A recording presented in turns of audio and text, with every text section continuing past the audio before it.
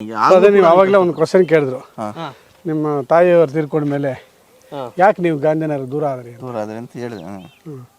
Sir, ಇಷ್ಟು cinema ಮಾಡಿದ್ವಲ್ಲ, ತುಂಬ ಜನ ಡೈರೆಕ್ಟ್ರಿಗೆ ಲೈಫ್ ಕೊಟ್ಟಿದ್ದಾರೆ, ಆರ್ಟಿಸ್ಟ್ಗೆ ಲೈಫ್ ಕೊಟ್ಟಿದ್ದಾರೆ, ಟೆಕ್ನಿಷಿಯನ್ಸ್ಗೆ ಲೈಫ್ ಕೊಟ್ಟಿದ್ದಾರೆ, ಹೀರೋಗಳಿಗೆ ಕೊಟ್ಟಿದ್ದಾರೆ. ನಮ್ಮ ಆಫೀಸಿಗೆ ಬರೋರು ಹೀರೋಗಳು. ನಾವು ಹೀರೋಗಳು ಮನೆಗೆ ಹೋಗ್ತಿರ್ಲಿಲ್ಲ.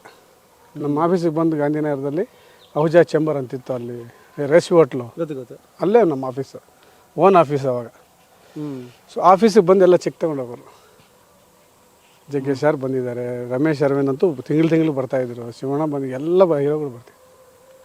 ಸೊ ಅದು ಅಲ್ಲಿ ಆ ಆಫೀಸ್ ಏನಕ್ಕೆ ತಗೊಂಡ್ವಿ ಅಂದರೆ, ಆ ಆಫೀಸ್ ಬಂದು ಭಜನ್ ಲಾಲ್ ಅಂತ ಒಬ್ಬ ದೊಡ್ಡ ಫೈನಾನ್ಸರ್, ತುಂಬ ದೊಡ್ಡ ಫೈನಾನ್ಸರ್ ಅವಾಗ. ಹಿಂದಿ ಪಿಕ್ಚರ್ಗಳಿಗೆ ಗೋವಿಂದ್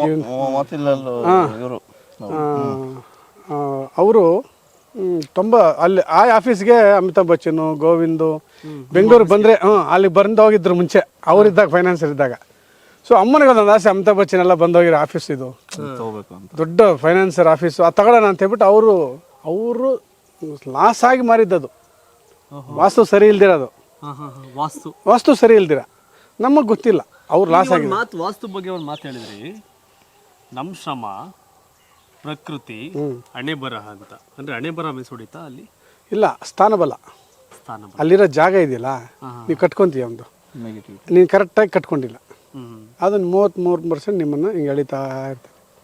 ಹಣೆ ಬರ ಸ್ವಲ್ಪ ಚೆನ್ನಾಗಿಲ್ಲ, ಫಸ್ಟ್ ರ್ಯಾಂಕ್ ಸೀನೇ ಇಲ್ಲ, ಮಾಮೂಲಿ ಪಾಸ್ ಆಗೋ ಅವಕಾಶ ಇತ್ತು. ಕೃಷಿ ಇರುತ್ತೆ, ಕತ್ತೆ ಥರ ದುಡಿತಾ ಇರ್ತೀವಿ, ಏನೂ ಬರಲ್ಲ. ಅರ್ಥ ಆಯ್ತಾ?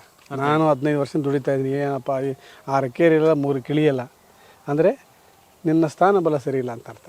ನಿನ್ನ ಸ್ಥಾನಬಲ ಪ್ಲಸ್ ನಿನ್ನ ವಾಸ್ತು ಚೆನ್ನಾಗಿದ್ರೆ 60% ಪ್ಲಸ್ಸಲ್ಲಿ ಹೋಗ್ತಾ ಇರ್ತೀವಿ. 2 ಚೆನ್ನಾಗಿದ್ರೆ, ನಿನ್ನ ಕೃಷಿ ಚೆನ್ನಾಗಿರಬೇಕು, ಬೆಳಗ್ಗೆ 5 ಗಂಟೆಗೆ ಎದ್ದೇಳಬೇಕು, ಕೆಲಸ ಮಾಡಬೇಕು, ನಿನ್ನ ಸ್ಥಾನಬಲ ಚೆನ್ನಾಗಿರ್ಬೇಕು. ಆ 2 ಚೆನ್ನಾಗಿದ್ರೆ ಹಣೆ ಬರ ಸ್ವಲ್ಪ ಹೆಚ್ಚು ಕಮ್ಮಿ ಇದ್ರೂ ಹಿಂಗೆ ಹೋಗ್ತಿರ್ತೀವಿ. 3 ಚೆನ್ನಾಗಿದ್ರೆ ನಂಬರ್ 1 ಟಾಪ್. ಇಷ್ಟೇ, ಮಳೆ ಊದೈತೆ, ಅದ ಐತೆ, ಉಳ್ಳಿ ಚೆಲ್ಲಿ ಬರ್ತದೆ, ಹಿಮ ಬೀಳ್ತದೆ, ಮಳೆ ಆಗ್ತಾರೆ, ಅದು ಕಾಪಾಡ್ತಿರ್ತದೆ. ಸರ್ ಕೈಗೆ ಸಿಕ್ಕ ಇಲ್ಲಿ ಹಸು ತಿನ್ಕೊಂಡು ಹೋಗ್ಬಿಟ್ರೆ ಅಲ್ಗ ತಿರೋದ್ರು. ಹೌದು, ನಿಮ್ಗೆ ನಾನು ಹೇಳಿದ್ದು, ಪ್ರಕೃತಿಯಲ್ಲಿ ಎಷ್ಟು ಶಕ್ತಿ ಇದೆ ಅಂದರೆ, ಬರೀ ಮಂಜಿಗೆ ಒಂದು ಬೆಳೆ ಆಗುತ್ತೆ. ಅದೇ ಅದನ್ನ ಹೇಳ್ತಾ ಇರೋದು, ಮಂಜಿಗೆ ಮಂಜು ಬಿದ್ರೆ ಸಾಕು ಪಾಸ ಬಿಡ್ತಾವ ಬೆಳೆ. ಇದು ಇದೆಯಲ್ಲ, ಹೌದು, ನಿಮ್ಗೆ ಸಿರಿಧಾನ್ಯಗಳು ಹಂಗೆ ತಾನೆ? ಹೌದು, ಸಿರಿಧಾನ್ಯಗಳಿಗೆ ಸುಮ್ಮನೆ ಹಾಕೋವಾಗ ಒಂದು ಮಳೆ ಇದ್ರೆ ಸಾಕು ಅಲ್ವಾ, ಆಗ್ಬಿಡುತ್ತೆ. ಈ ಮಂಜಿಗೆ ಕೆಲವು 1000 ಎಕರೆ ಬೆಳೆ ಮಾಡ್ತಾರೆ, 1000 ಎಕರೆ ಬೆಳೆ ಮಾಡಿ, ಈ ಕಡಲೆ ಇದೆಯಲ್ಲ, ಕಡಲೆ ಮಂಜಿಗೆ ಆಗೋದು. ಹೌದೌದು, ಕಡಲೆ ಮಂಜಿಗೆ ಆಗೋದು. ಇಲ್ಲಿ ಕಬ್ಬು ಹಾಕಿದ್ರ? ಹ್ಞೂ ಸರ್, ಈ ಕಡೆ ಕಬ್ಬು ಹಾಕಿದ್ರು. ಭಾಗದಲ್ಲಿ ಮಂಡ್ಯದವ್ರು ಮಾತ್ರ ಕಬ್ಬು ಬೆಳೆಯೋದು ಅನ್ಕೊಂಡಿದ್ದೆ. ಇಲ್ಲ ಸರ್, ಏನು ನಾವು ಬೆಲ್ಲ ಮಾಡೋಣ ಅಂತ ಆರ್ಗ್ಯಾನಿಕ್ ಬೆಲ್ಲ ಮಾಡೋಣ ಅಂತ ಮಾಡಿದೆ, ಆರ್ಗ್ಯಾನಿಕ್ ಬೆಲ್ಲ ಮಾಡೋಣ ಅಂತ ಮಾಡಿದೆ. ಸೊ ಈ ಸರ್, ಇದು ಬೆಟ್ಟ, ಇದು ಟ್ರೆಕ್ಕಿಂಗ್ ಇದೆ, ಶನಿವಾರ ಭಾನುವಾರ ವಿಪರೀತ ಜನ ಬರ್ತಾರೆ. ಹೌದಾ? ಇಲ್ಲೇ ಹೋಗೋದ? ಹಿಂಗೆ ಎಲ್ಲ ಒಂದು 250-200 ಕಾರ್ ಮೇಲೆ ಹೋಗುತ್ತೆ, ಎಲ್ಲ ಮೇಲೆ ಬೆಟ್ಟ ಗಿಟ್ಟ, ಕೋಟೆ ಎಲ್ಲ ನೋಡಿ, ಆಗಿನ ಕಾಲದ ಕೋಟೆ. ಆಗೆಲ್ಲ ಪಾಳೆಗಾರ ಏನಂದ್ರೆ, ಕೆಳಗಡೆ ಇದ್ರೆ ಬೇರೆಯವ್ರು ಬಂದು ದಾಳಿ ಮಾಡಿ ಹತ್ರ ಇರೋ ಎತ್ಕೊಂಡು ಹೋಗ್ಬಿಡ್ತಾರೆ, ದವಸ ಧಾನ್ಯ ಅದು ಇದು ಬಂಗಾರ ಗಿರ ಕಿತ್ಕೊಂಡು ಹೋಗ್ಬಿಡ್ತಾರೆ ಅಂತೇಳಿ ಆ ಥರ ಬೆಟ್ಟಗಳ ಮೇಲೆ ಇದ್ದು ಸುತ್ತಲೂ ಕಾವಲಿಡ್ತಾ ಇದ್ರು. ಸಡನ್ ಮೇಲೆ ಹತ್ತಕ್ಕಾಗಲ್ವಲ್ಲ, ಕೆಳಗಡೆ ಎಲ್ಲ ಕಾವಲಿಡ್ತಾ ಇದ್ರು, ಏನೋ ಅವ್ರದ್ದು ಇತ್ತು ಅವರು. ಸೊ ಆ ಥರ ಮೇಲೆ ಇರೋರು ಅವಾಗ. ಈಗ ಸ್ವತಂತ್ರ ಬಂದಿದೆ, ನಮ್ಮ ಕೆಳಗಡೆ ಎಲ್ಲಿ ಬೇಕಾದ್ರೆ ಇರ್ಬೋದು.